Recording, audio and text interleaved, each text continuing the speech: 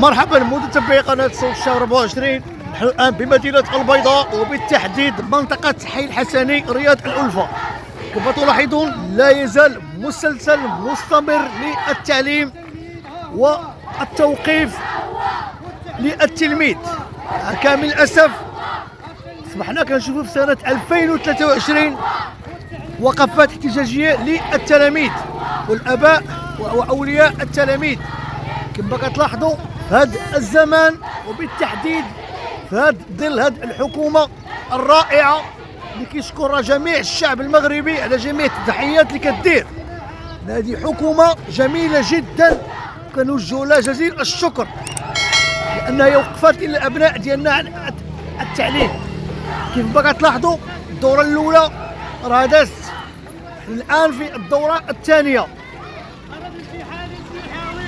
كيف ما تيقولوا في الشعارات ولادكم قريتوهم ولادنا نحتوهم. إلى أين يستمر هذا المسلسل؟ لماذا صمت هذه المنظومة التعليمية؟ لماذا صمت المشرفين على التعليم؟ لماذا صمت الأحزاب؟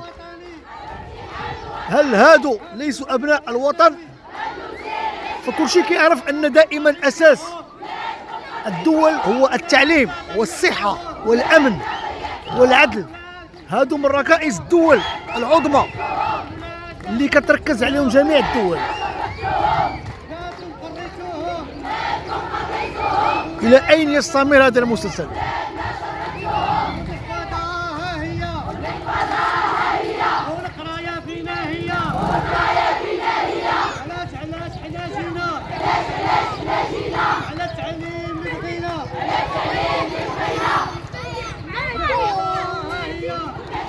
ها المحفظة.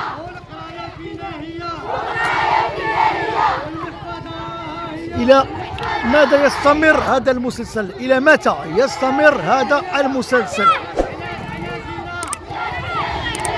شنو بتقولي لنا؟ السلام عليكم اسيدي. حنا راه وليداتنا ضاعوا العام ساله لا قرايه لا حتى شي حاجه. ولاد الناس اللي عندهم فلوس كيقراو، ولاد الفقراء كيضيعوا. هذا الشيء عيب، هذا الشيء ماشي معقول. حشومه صبرنا في الغلا، صبرنا في كل شيء الا التعليم ما نصبروش فيه. التعليم ما نصبروش فيه، هذا الشيء بزاف. ديروا لنا شي حل وديروا لنا شي حل. السلام عليكم. السلام عليكم. السلام عليكم. كيف ولدي لاباس عليك؟ الحمد لله. الله يرحم لكم الوالدين، حنا بغيناهم يتفاهموا مع الاساتذه ويديروا حل مع الاساتذه ويقريو لينا وليداتنا. راه ما طالبين حتى حاجه، طالبين التعليم ديال وليداتنا وقراو. راه حنا الاساتذه مظلومين وولادنا مظلومين وحنا بزاف. الله يرحم لكم الوالدين، وليداتنا يقراو. شكرا. الله يرحم لك الوالدين. لا سيما هان شو بتقولي لنا؟ انا عندي السلام عليكم. عندي ولدي في سابعه 6 سيمانات ما قراش. ما عندي اللي خلص عليا كرا لا ناضه ولا معيشه لا والو. بنتي هاي صغيره هاي كنديرها وكنجيبها الشقاره. نعم. خاصهم يديروا لنا حل حيت حنا دراوي. دابا اللي عنده الفلوس كيقرا واللي ما عنده الفلوس ما كيقراش. كي غادي نديروا لهاد الوليدات؟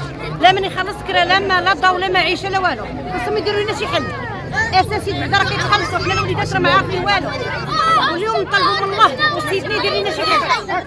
ولدي مسكين عنده 7 سنين كيقرا في السابعه، دابا 6 سيمانات ما قراش. شهر 10 ايام عمره ما وصل للمدرسه. مسدوده ما كاين لا الدويت ما كاين والو. كنمشيو عند الحارس العام كيجري علينا. واليوم انا وثلاثه وليدات حنا جالسين على صافي واخا بلاتي. خويا عندي وليد عنده 14 عام وبنت 10 سنين وبنت 7 سنين. حنا جالسين على الزنقه ما عندنا لا سكنه لا ما ناكلوا ولا ما نشربوا لا والو. كملت المدرسه ما كايناش كاع مره. دابا كي غادي ندير؟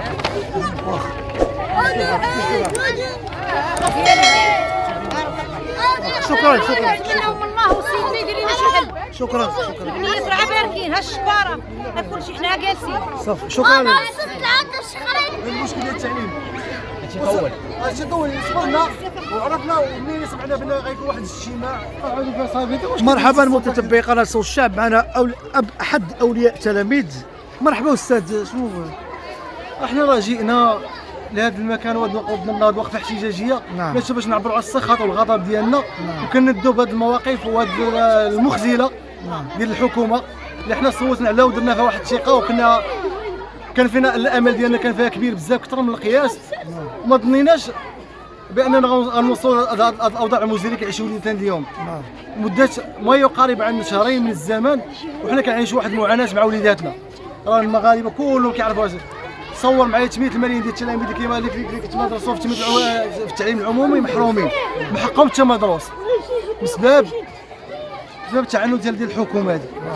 حنا اللي كنطالبوا هذا هو هذا المشكل، خص يكون واحد الحل جذري اللي غيدير ديك كل الاطراف، ووليداتنا ما كرهناش حنا من دابا يلتحقوا بالمدارس ديالهم والاقسام ديالهم. وي صافي السلام عليكم. شكرا خويا، شكرا متتبعي قناه صوت الشعب لحسن المتابعه. كما نتمنى يكون هذا اخر روبورتاج حول هذا موضوع التعليم والوقفات الاحتجاجيه تقوم بها اباء واولياء التلاميذ، وحتى التلاميذ اصبحوا يشاركون في مثل هذه الوقفات من اجل التعليم. التعليم ثم التعليم ولا للهدر المدرسي، وان شاء الله غيكون حل باذن الله تعالى لهاد الاطفال ولهاد الشباب اللي هم جيل المستقبل.